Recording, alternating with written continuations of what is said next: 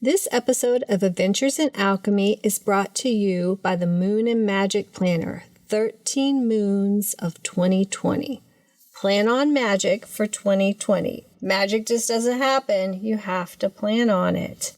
And this planner has plenty of ideas and spaces for creating magic. It celebrates the moons instead of the months. It follows the cycles of nature. It has pages to share your word of the year, your intentions, an oracle reading for the year. It also has spaces for your incantations, full and new moon rituals, working with waxing and waning moon energy, planner pages to script out your best year, and weekly pages that include the oracle of the week, along with magical notes, spells, and recipes that you may be working with, or experiments, right? And also you can track all of your magical habits here because these habits really build up our own connection to magic in the world. And it's just brimming with magical energy for you to have the most magical 2020 yet. How many times did I say magical? Too many. But go to the show notes and check out the link, or just go to www.dailyalchemy.com and scroll down to about the middle of the page and you'll find a big button that'll take you right there where you can see the brand new gorgeous cover for 2020.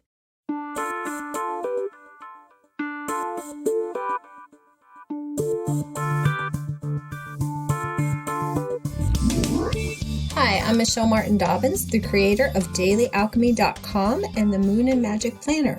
Welcome to another episode of Adventures in Alchemy, where we share tips, techniques, and true stories to support you in using magic, witchcraft, and alchemy to right wrongs, heal generational wounds, create synchronicity, and re-enchant your world. I charm this podcast episode to be of service, to allow divine ideas to come through, and to bring value to all who listen. Now, on with the show. Today we're going to talk about one of my favorite subjects, and that is graveyard hygiene, which sounds really weird, right? Like, why would you need hygiene when you go to a graveyard? I happen to believe that graveyards are magical places. They are one of my favorite places in the world. Like, ever since I was a little tiny girl, I love hanging out in graveyards. I get good energy there. So you might not. Because we're all different, but I highly recommend, especially if you're just getting involved in magic, spend some time in a graveyard or a cemetery, at least semi-regularly, a few times a year or once a quarter, or, if you're like me, you'll make there every week. So I want to talk to you a little bit about, some do's, some don'ts for graveyards, but always remember, we always have our own list of do's and don'ts, right? So what's right for me may not be right for you.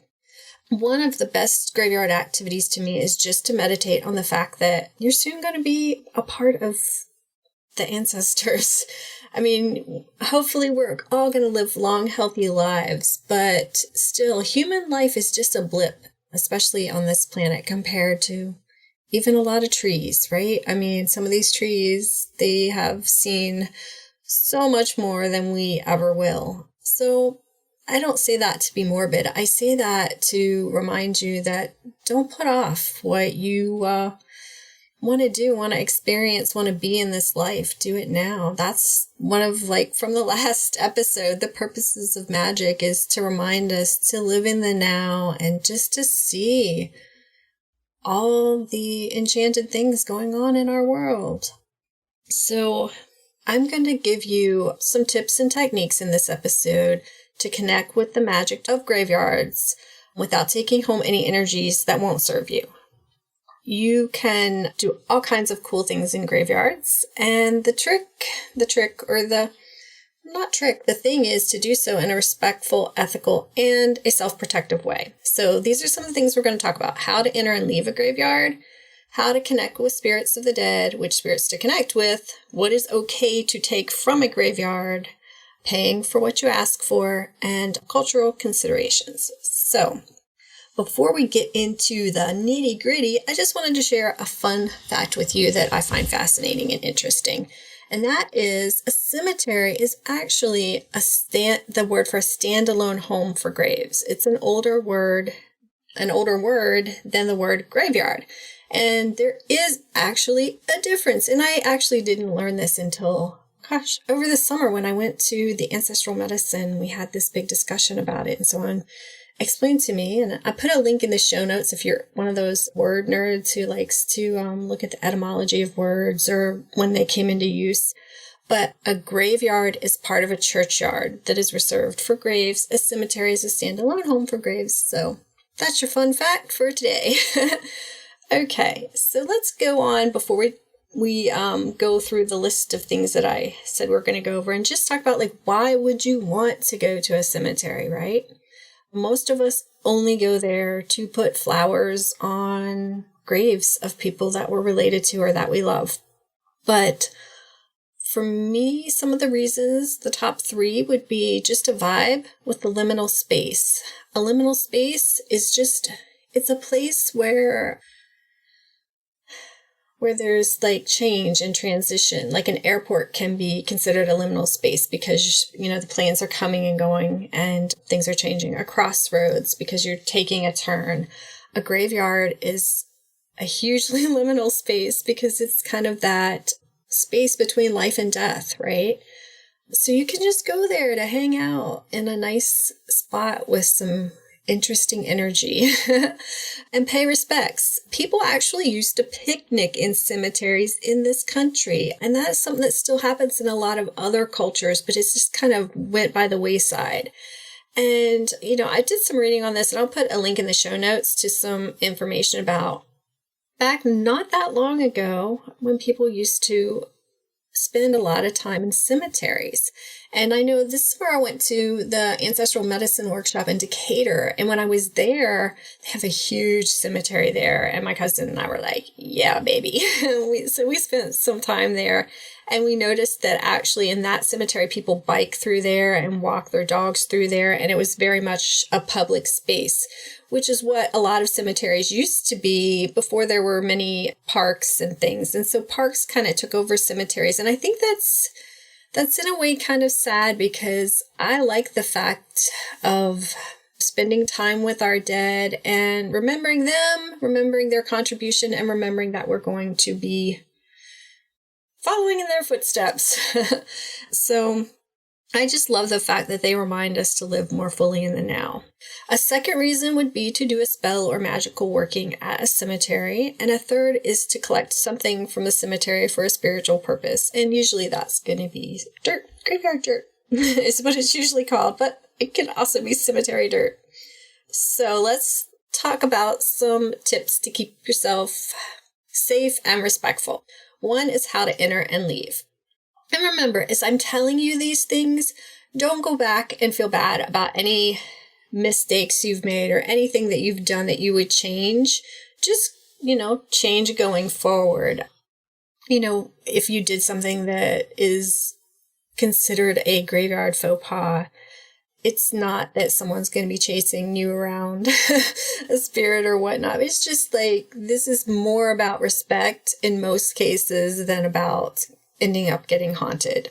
And let me say that I feel like most people, and when it comes to protection, I'm going off a little bit track, but this applies to your whole life as well as graveyards.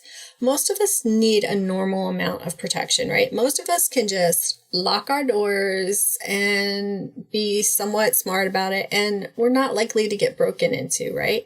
Most of us can go in a graveyard and follow a few simple tips and not have a problem. But there are people who, like, if you do a lot of spiritual practices, you may need to do more protection work. Or if you're famous, you might need better security in your house. So a lot of what you need as far as protection and security is totally going to be dependent on who you are as a person. So if you read a lot of things about a lot of people doing a ton of protection work, the difference in that is if you are a spirit worker and you put yourself out there, then you have a lot more people who might be sending negative energy your way, and you have to do more protection than someone who doesn't do that. But then again, you may have a Lulu neighbor who's out to get you, so you have to do more protection. It really, really depends on your own personal situation. So do simple protections, but don't go overboard unless you know that something's going on that you need to do extra work for. So, how to enter and leave a graveyard. When you enter, just enter with respect and state your intentions. You might want to leave a small offering at the gate if there's a gate or just the entranceway. I always do that, like 3 pennies or a flower, even like a flower that you picked. And, when you get into magic, you'll find that like things that you may have once thought were weeds, you find a whole new respect for. Just from like me, in one of the other podcasts, I talk about the experiences that I've had with clovers. So it's very different. So you might even pick a clover or a Queen's Anne's lace or something like that and leave there. Or you might, if you're spending some time and you're planning this out, you might go and get a single flower or a bouquet of flowers at the grocery before you come. If you don't have anything to offer, just leave a bit of positive energy or prayers or Reiki, something for the people who live there. And just when you're stating your intention, there's always in my belief system, and may not be for you, but there's always kind of like a guardian of the cemetery. So just like let that person know why you're there. You don't have to say it out loud, especially if there's other folks around, but if not, you can, or you could just say it in your head. So that's how to go in. When you leave, just obviously make sure that you leave the cemetery looking as good or better than it did when you got there. To me, it's really nice if you see trash laying around to pick that up and leave that with it. Just be aware. Some people aren't as aware that something may have been left for an offering, but usually if you go in there with this mindset, you can tell if someone left some coins by a grave, that was an offering. If someone left a taco wrapper, that was just litter, right? More than likely. So you can take those things and, put them in a bag with you and take them to the trash when you leave. That's a great way to honor the spirits that live there, because nobody wants to live in a trash yard, right? And then the other thing that I recommend is when you're walking out, don't look back when you leave, right? Just go forward. In New Orleans, I was told to walk out backwards, like looking at but that tour guide also told me a lot of misinfo about voodoo. And I was like, you do not know what you're talking about. So I'm going to say, don't look back. It's just kind of an energetic intention thing that you're not taking any energy or spirits with you that you don't want hanging around. Like I said, protection does depend on the specific person. Now, if you are a very empathic person or a very psychic or naturally mediumistic, is that a word? Person. I actually have a friend who's like this. She has to be really careful with graveyards and like even going to places where just like a lot of death has occurred. She ended up bringing a spirit back with her from visiting the 9/11 monument. So if you are that kind of person, then you may want to amp up your protection and just like cut some ties as you're going out the graveyard, or, just do some kind of cleansing, put some Florida water on. If you're not familiar with Florida water, you can go to Amazon. In fact, I'll put some different things like that on my Amazon influencer page. There are lots of different, Florida water is like the most well-known, like, because they've been used for so long as like spiritual protection and cleaning out negative energies. They all started because they have specific herbs and scents in them that are good for that. And then people put that intention on it. So the strength builds from all the intention and the belief of people that this is cleansing. So Florida water is a great thing to, just kind of anoint yourself with the Florida water as you're going out. Or you might want to wear some type of protective amulet when you go in. Just know yourself. But if you're that kind of person, you're probably going to get that awareness really quick.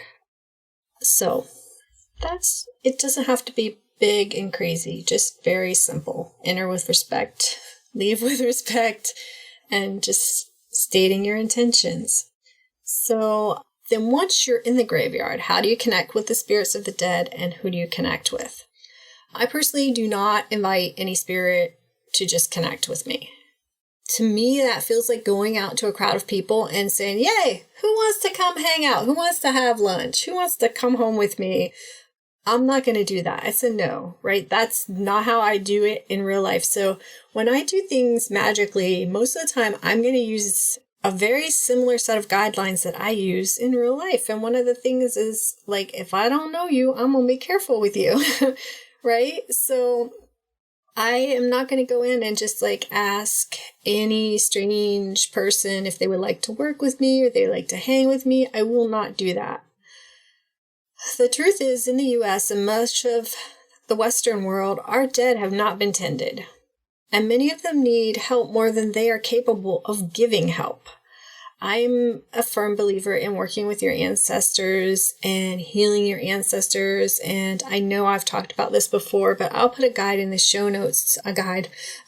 show notes to Ancestral Medicine by Daniel Four. That's a really good one to work with your own ancestors. I believe in working with your ancestors, but I'm only going to connect to my own tended ancestors and affinity ancestors. And an affinity ancestor is like in the same vocation as you, basically. An ancestor, like writers might want to connect with a writer, artists with an artist, police officers with a police officer, or whatever. So you may want to connect with that kind of person. And sometimes some of the graveyards I've been, like, it will tell you what people did for a living. And I'm like, if I made the rules, we would have birth dates and times. So I could do charts on y'all, and I would know what everybody did for a living. I want more info on these graves. That's just me being nosy and wanting to like play around with that. But the other way that I might work with a spirit or a grave is if I'm guided there by my own specific spirit guides. So if I'm going in there to collect something or to do some kind of working, usually I'm not actually, if it's not my ancestors that I'm working with or an affinity ancestor, I'm not actually going to necessarily work with a spirit. I connect better in graveyards with my own spirit guides and some spirits that I work with and some traditions that I work with in the cemetery. So I may ask them to lead me to a grave that would be a good spot for us to work, a good energy for me to connect with them. I connect with them better in that liminal space. That's not how everybody does everything. I have an affinity for graveyards. You may have an affinity for connecting with your spirit guides in the forest or at water at the beach or at a pond or a lake. So you can learn that as you work more with spirit guides. But the main thing is just consider, if you don't know someone, don't invite them to do things. If you do get a sense like you're choosing and you see someone, particularly like an affinity ancestor, someone who either, has the same vocation, or even someone who went through something like what you might be going through. And you know that if you want to work with them for certain spiritual workings, you need to pay them.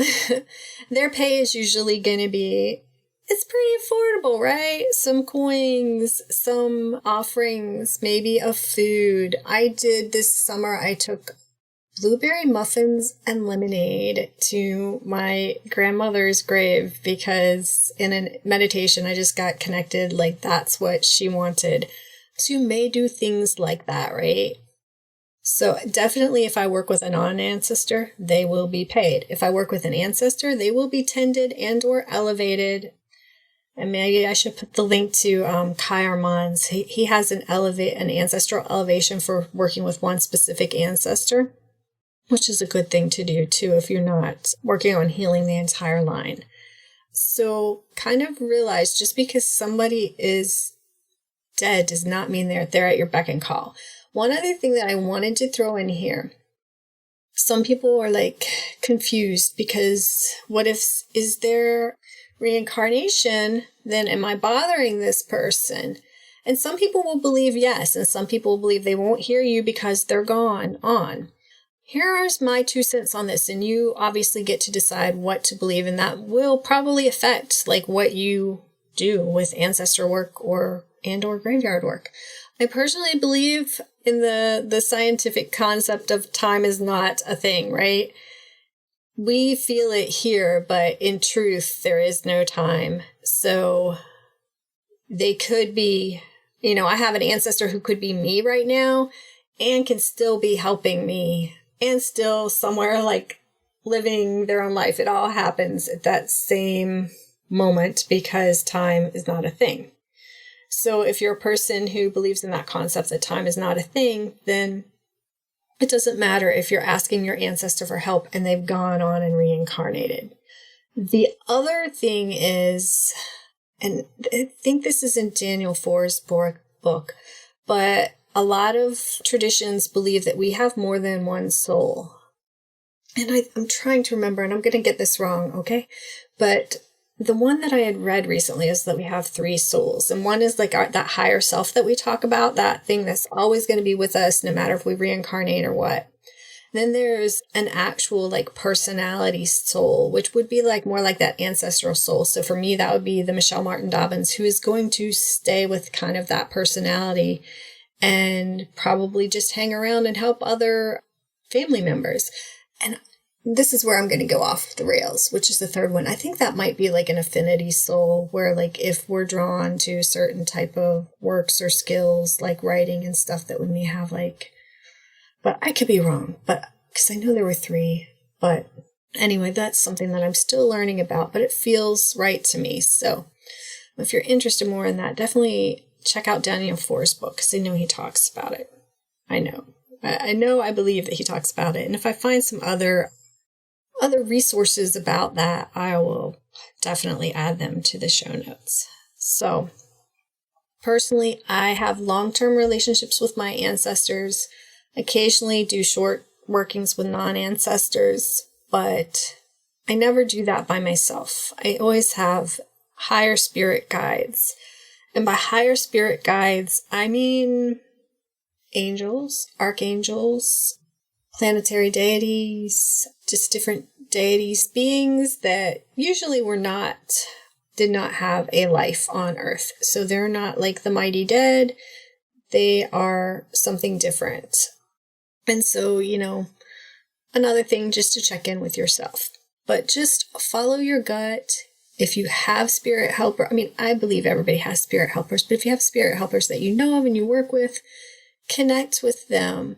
I don't like to be overly say scary things to people, but sometimes I think it could be not helpful. I wouldn't necessarily say dangerous, but just not so helpful to you overall, just to connect with a random spirit in a graveyard. That being said, everybody gets to make their own choices. So let's move on. What is okay to take from a graveyard? I've always been told that any plants or flowers growing in a graveyard belong to the dead.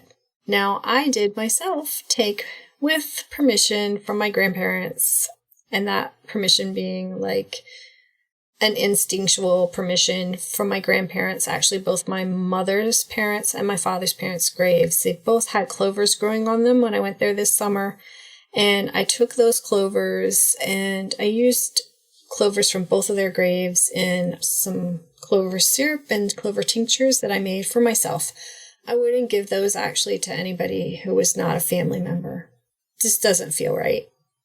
And I would not take just from a random spot in a graveyard or from a non-ancestral grave any plant unless there's a really good reason, and follow your gut.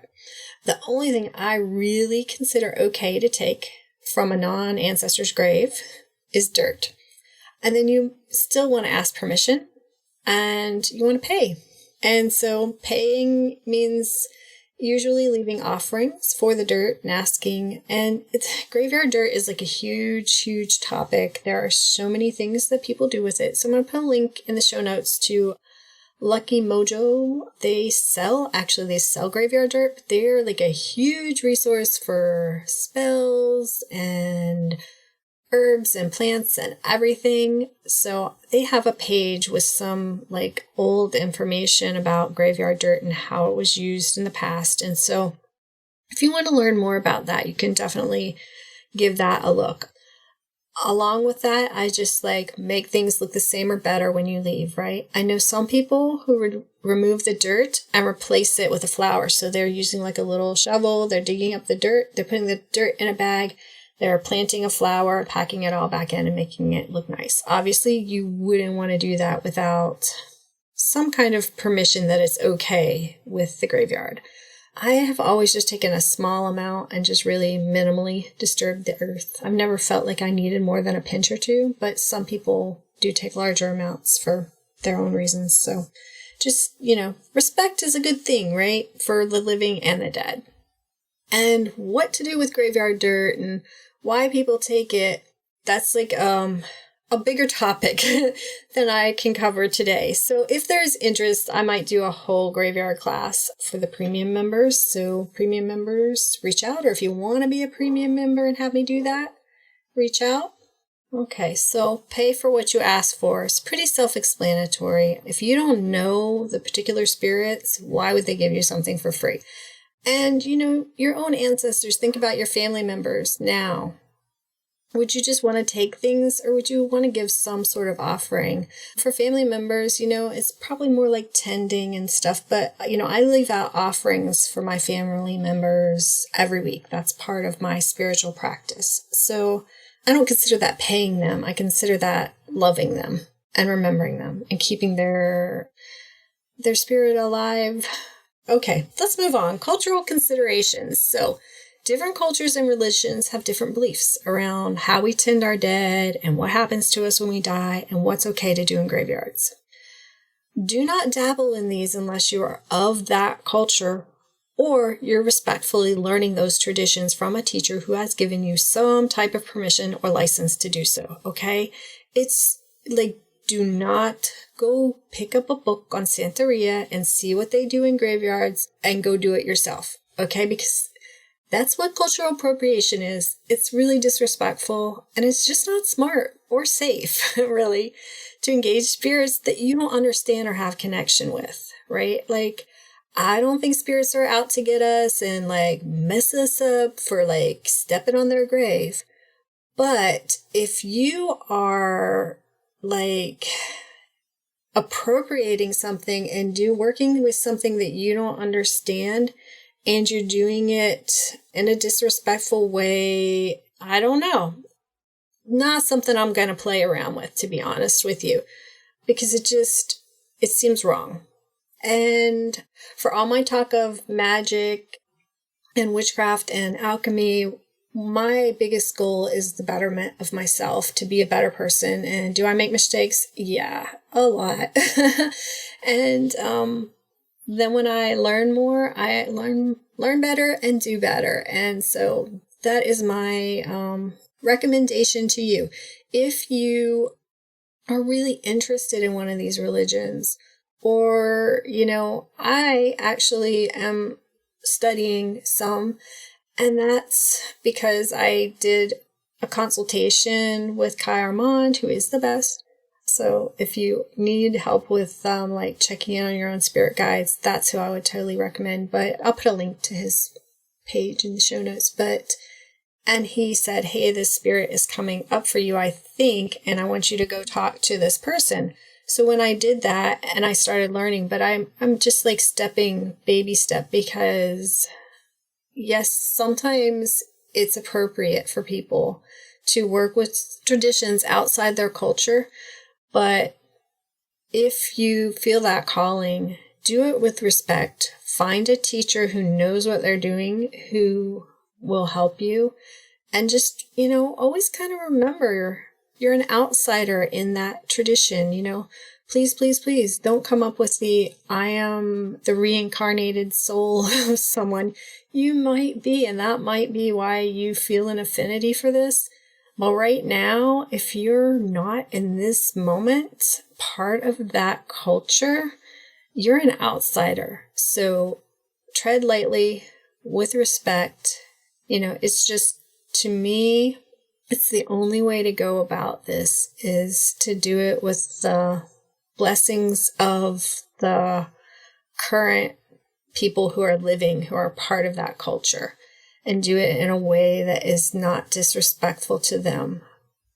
I think it's Starhawk who said something like cultural appropriation is like taking the fruits of the ancestors without respecting and caring for their descendants. And that's just my kind of wording on it. So it's not exact quote there, but that kind of concept. Please do that. Be respectful. That's a huge concept, right? In magic and in any life, even if you're like, I'm totally mundane, respect for yourself, respect for other people, it will get you a long way. So that is my graveyard spiel. Now I'm going to turn it over to you for your experiment, and I'm going to do things a little bit differently. I want you to kind of go through this and decide which forms of graveyard hygiene are important to you. And then take a day and spend an hour or two at the graveyard and, obviously implement those hygiene steps that you find important for you. See how you feel if this isn't something that you normally do in your life. Investigate it. And then I would like you to try. I have a graveyard love spell for anybody because it is a self-love spell. And you can do that, or you can do one of your own, create your own, or find something online that speaks to you and record it in your journal. And then remind yourself to track back in your journal in a few weeks and kind of notice what results you get from interacting with the graveyard. So my time is ticking away here, and I don't like to make these shows too long. So what I'm going to do is I'm created a PDF with the detailed show notes because this show has a lot more specifics than a lot of my shows have. So there's a PDF that has these detailed show notes of everything that I've gone over, so that can help remind you of the different hygiene things that I've spoken of. And it has the spell, and you can get that at dailyalchemy.com/graveyard. dailyalchemy.com/graveyard. And I'll put a link to that in the show notes, or you can just go type it in your computer and give it a try. And please reach out to me. If you go to dailyalchemy.com, go to the bottom of the page, you'll find where you can email me. You can send me messages on all the social medias. I'm faster at email usually than the social medias because I don't get notifications because ADHD and, focus is a real thing. So I'd love to hear what you think about working in graveyards, any experiences that you have had or that you have when you start to engage with spending a little time with those who have departed this world, at least bodily departed, right? So let's follow our passion. Let's be change-making descendants. Let's be future exalted ancestors, and let's live magically in the now. Big kisses until next week.